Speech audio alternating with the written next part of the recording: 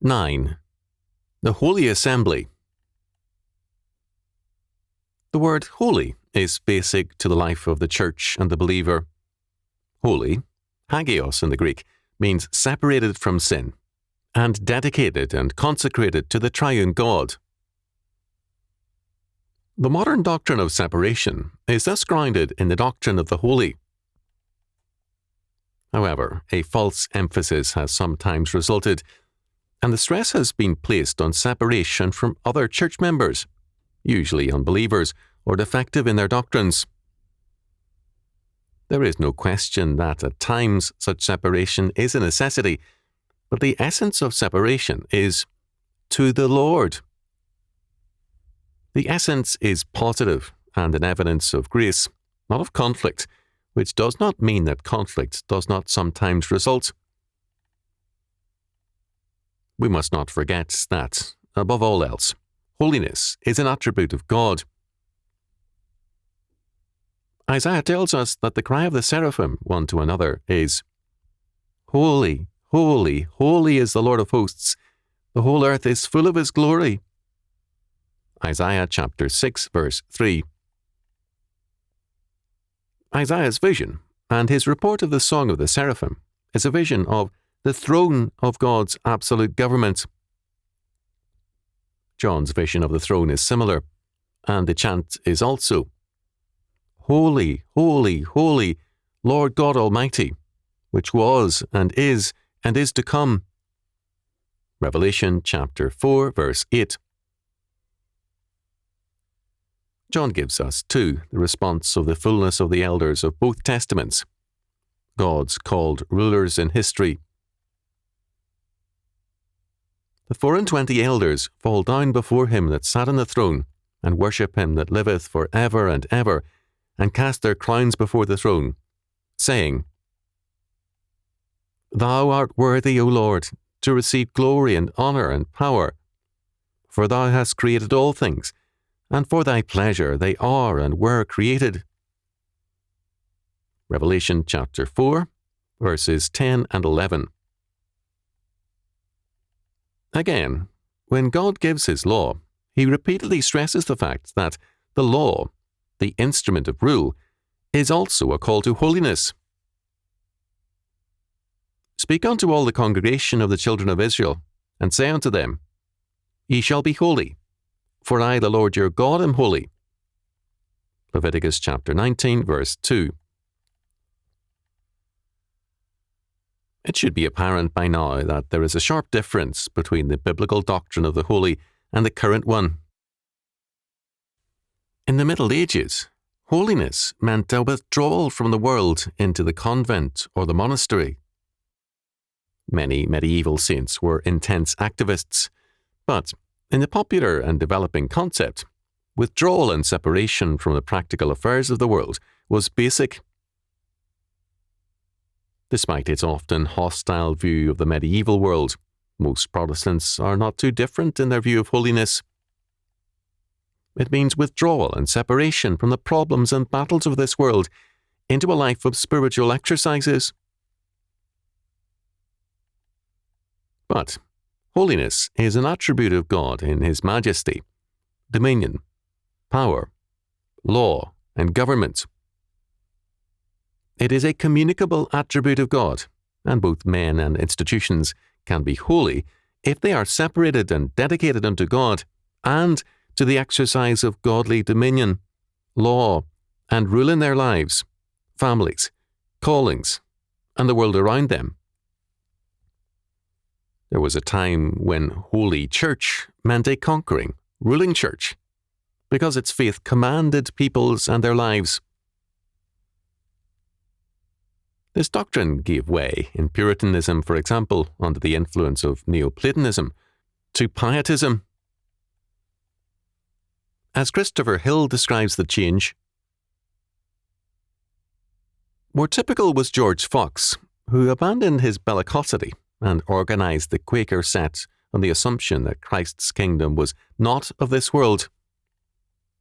For Bunyan, too, the Holy War was no longer, as it had been for Fuller a generation earlier, a crusade. nor did it involve the community as a whole. It was waged in the heart of the individual. The gradual collapse of their noble dreams for the rest of the world, as well as for England, must have had incalculably depressing effects on the morale of the radicals, and must have contributed to that moral disintegration which made the restoration of Charles II so unexpectedly easy.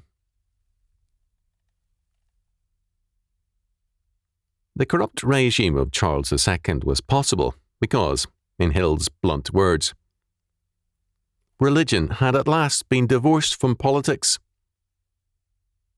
But if God the Lord is maker of heaven and earth and all things therein, religion can be divorced from nothing and must govern everything. Scripture plainly tells us that God is holy. Therefore, His law is holy.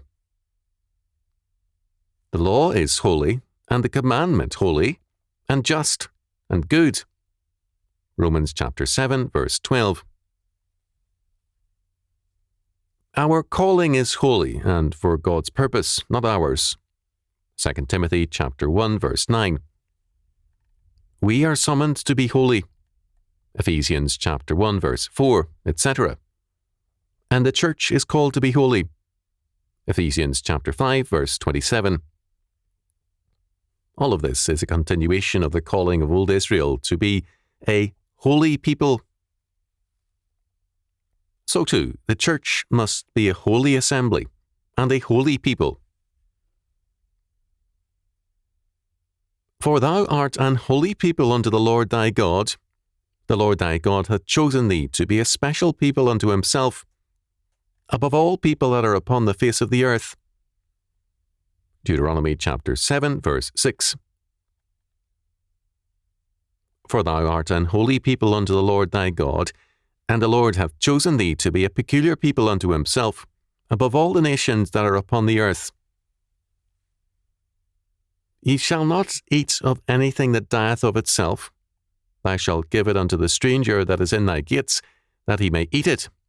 Or thou mayest sell it unto an alien, for thou art an holy people unto the Lord thy God. Thou shalt not seethe a kid in his mother's milk. Deuteronomy chapter 14, verses 2 and 21. And the Lord hath avouched thee this day to be his peculiar people, and he hath promised thee, and that thou shouldest keep all his commandments, and to make thee high above all nations which he hath made, in praise, and in name, and in honour, and that thou mayest be an holy people unto the Lord thy God, as he hath spoken. Deuteronomy chapter 26, verses 18 and 19. Clearly, holiness extends to all of life, and it means keeping God's law. Neoplatonism, however, has saturated the church with its influence. Neoplatonism believed not in God as ultimate, but in two ultimate substances, soul and matter, soul being good and matter low and almost evil in character.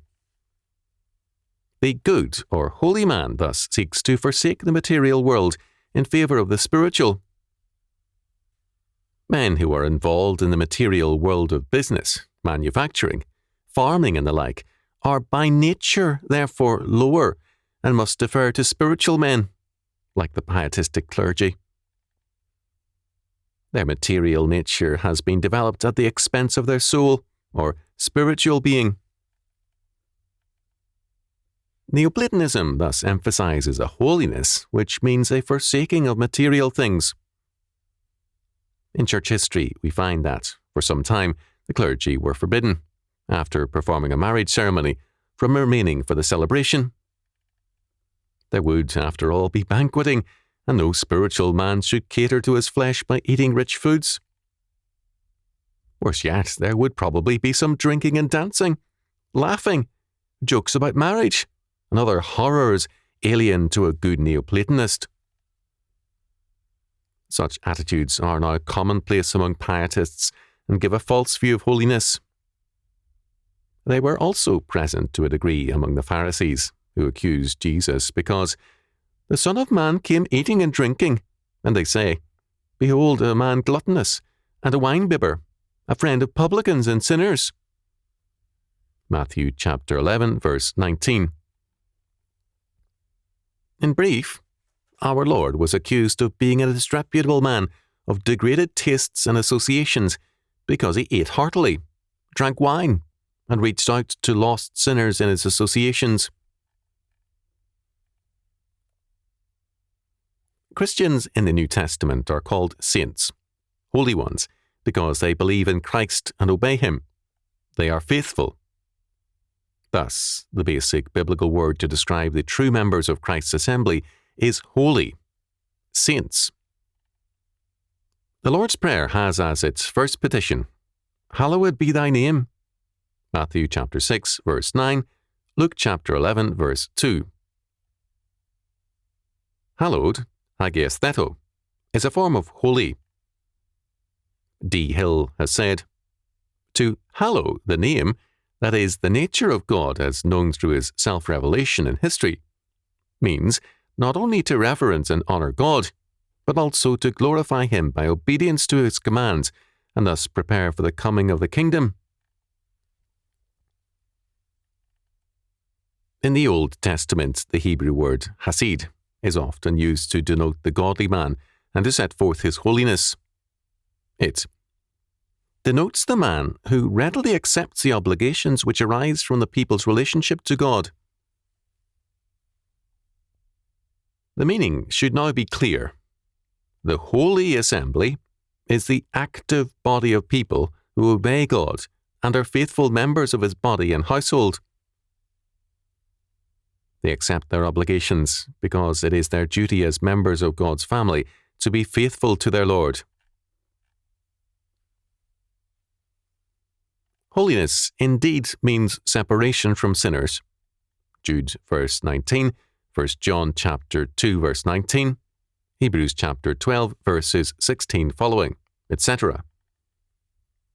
It does mean casting out the ungodly. Galatians chapter 4 verse 29 following. But, above all else, it means being the faithful people of God.